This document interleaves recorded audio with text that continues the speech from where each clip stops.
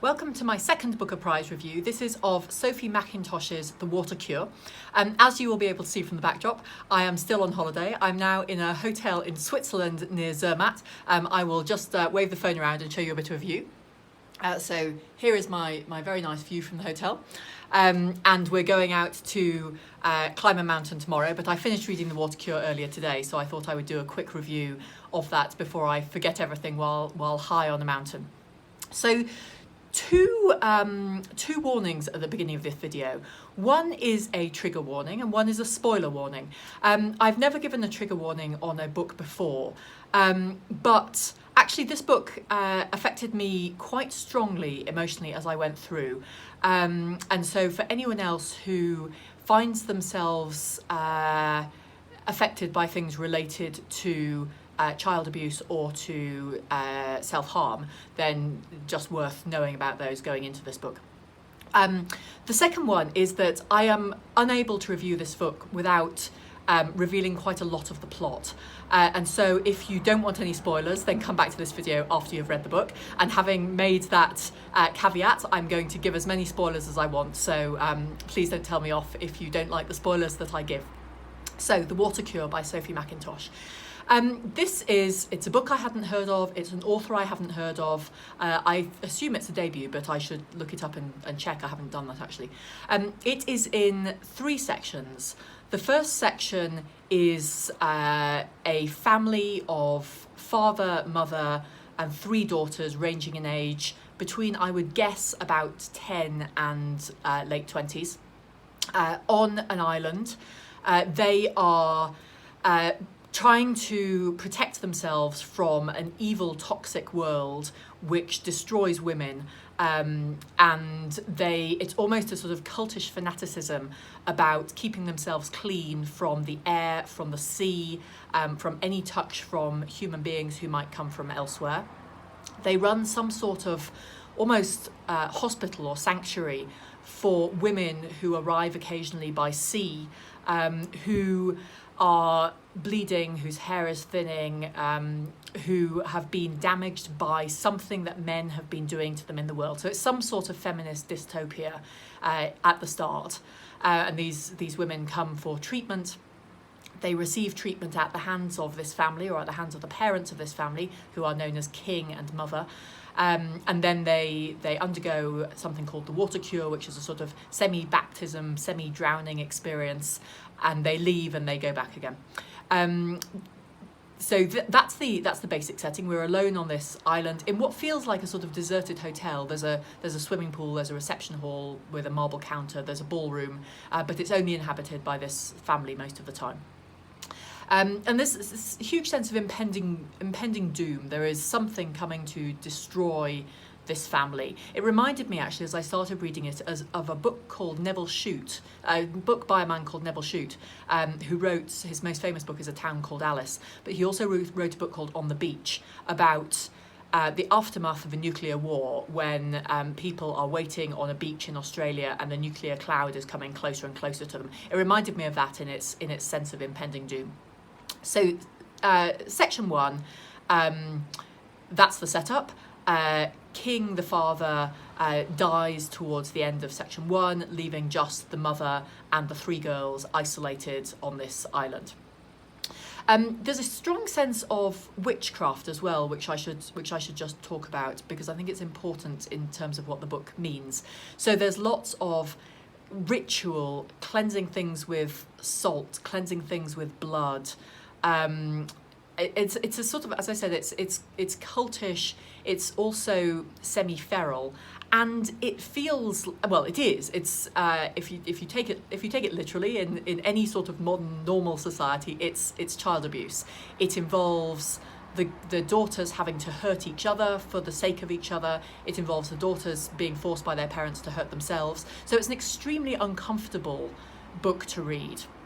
And as I say, I found it quite triggering and quite unpleasant. And I spent the first third of the book, really disliking it, not because it was bad, just because I didn't like it, and wondering where it was going. And then it gets very interesting in part 2. So father has disappeared, presumed dead, and then 3 men arrive on the beach on the island, and the atmosphere changes immediately. So there is this immediate sense that if this is some sort of utopia, then, or some sort of feminist escape from a world that is damaging to women, then it is about to be destroyed by the arrival of these 3 men. So 2 adult brothers, and the young son of one of them, who's, I would guess, 7, 8, 9. What then becomes very interesting is one of the daughters inevitably falls in love with one of the men, and that develops very quickly into a sexual relationship, which the girl has no idea about because she's been brought up in this strange, isolated cult. But having been led to believe in part 1 that this is the safe place, this is the retreat from the world of evil men who are out to kill women, and we have no more information on that at this stage, it very quickly becomes clear that in fact the sane people in this part 2 are the men. They are behaving like sensible, normal people in our relatively sensible, normal world. They attempt to provide for the girls and feed them when their mother goes missing. The love relationship that develops is not weird, it's not coercive, it's not unpleasant. It does bring with it an understanding of the pain of love as people fall out of love, as well as the physical joy of falling into love. But there's nothing dodgy about it, if that makes sense. So compared to what was clearly, in our normal 21st century terms, abusive from the parents in part 1, actually these men, when they turn up, are not that odd at all. And what then happens is quite unexpected, I think. So the men are constantly expecting someone to come and rescue them. So there's that sort of constant threat of the outside world encroaching. But at the same time, the girls sort of reassert themselves. There's a baby that is born which dies. Who the father is the only spoiler I won't give you. But there's this constant sense that the world is encroaching from outside. And then in the final section, so section 3, which is just about the sisters again, the tables turn. So the men, to my mind, apparently haven't done anything that bad, although it then turns out that they killed the mother despite being relatively normal seeming people. And then it turns into revenge of the sisters on the men. So one of them has his throat cut, one of them is tied up and left to die on the beach. The little boy is killed in a way which is largely the sisters' fault. And the novel ends with the sisters having discovered from the men that it's not in fact an island they're on at all, it's a sort of peninsula and there is an escape.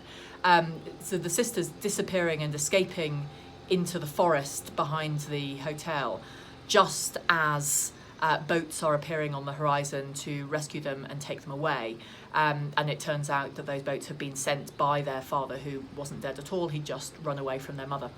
So the whole thing has all sorts of twists and turns that I wasn't expecting.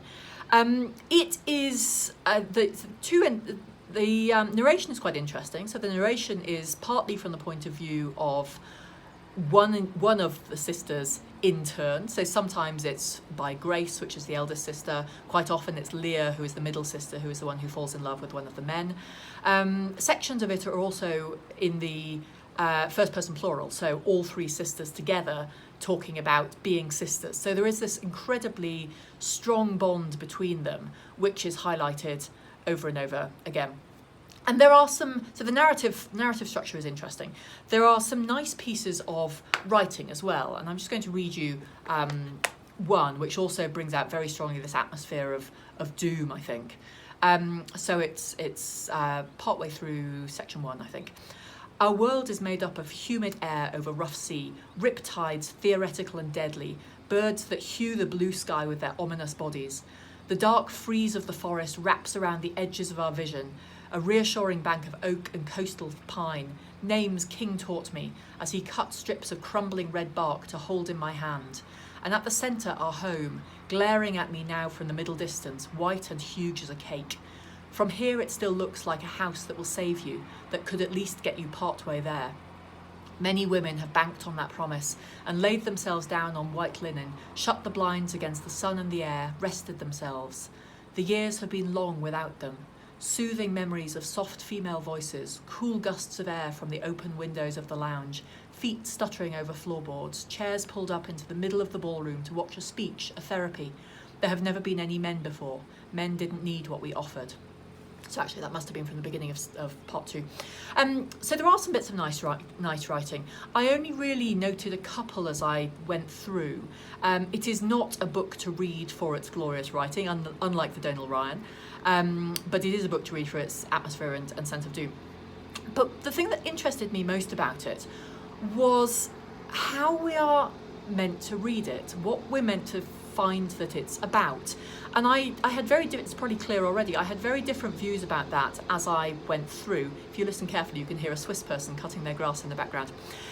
So I started off by assuming that it was a feminist dystopia, that the men were terrible evil creatures, they'd done something awful to the women that made them retreat, and that in some way justified the actions that were going on in this house. And in that sense, it's a Handmaid's Tale type of book, or there was a book published in Australia a couple of years ago, Natural Way of Things.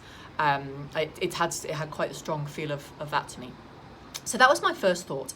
It then really did turn into child abuse, at which point, given that it's the parents who are inflicting this upon their children, it's the mother as much as the father, it no longer becomes just a feminist narrative. And so at that stage, it seemed to become something about abusive families, but also about the attempts of the girls as they reached adolescence and older to tear themselves away from that and to separate themselves from each other, having been sort of very tied together, with their identities tied very much together as sisters. There is, and that element of it never fails. The child abuse and the self-harm lasts through the novel. There's also a section at the end where Grace, the eldest girl, remembers her mother once when drunk saying, "This is a failed sort of utopia," and that puts an entirely different slant on it. If it's utopia, it's a deliberate attempt to create something wonderful, which doesn't require the dystopia of the world that they have come from. So it's almost suddenly a sense that the parents took the children deliberately away from that world in order to create something wonderful. But that something wonderful which they created, it brings me back to the idea of a cult, is a centre of witchcraft, becomes a centre of evil, and theoretically is all for the good of the girls. But it's absolutely clear from a reader's point of view that this is not for the good of the girls at all. So I found myself very uncertain about the moral position that Sophie Mackintosh intended us to take. And there's no reason why she should make it clear. Books are often more interesting if they don't make these things clear. But I did find myself very confused by it. And I did, as I say, spend quite a lot of the time thinking, actually, it feels like the men are the sane ones here, and the women are behaving in some extremely odd, semi-feral, self-damaging ways. It's not a pleasant book to read at all. I won't reread it for that reason. I didn't enjoy it. I did think it was good in many respects. The sense of atmosphere is fantabulous, is fantastic. And I suspect actually it will be a really powerful book for a lot of people. I'll be interested to see reviews of this from others. I suspect a lot of people will love it. But it is... So there's a section, I read the acknowledgements because I was quite interested in what this connected to. There's a section in the acknowledgements where Mackintosh thanks her coven, which brought out the witchcraft element again for me. And I did wonder how much, as the girls escape at the end, we are meant to cheer for them, which I found myself completely unable to do, given how damaged they are and given the ways in which they also behave throughout the novel. So then that's a train going past on its way to Zermatt. So I would not shortlist this novel, but as I say, I think a lot of people could find it extremely powerful, and I am extremely interested to hear what other people think. So if you have read The Water Cure, please do let me know. And again, apologies for the spoilers, but I warned you in advance. Thanks very much. Bye from Switzerland.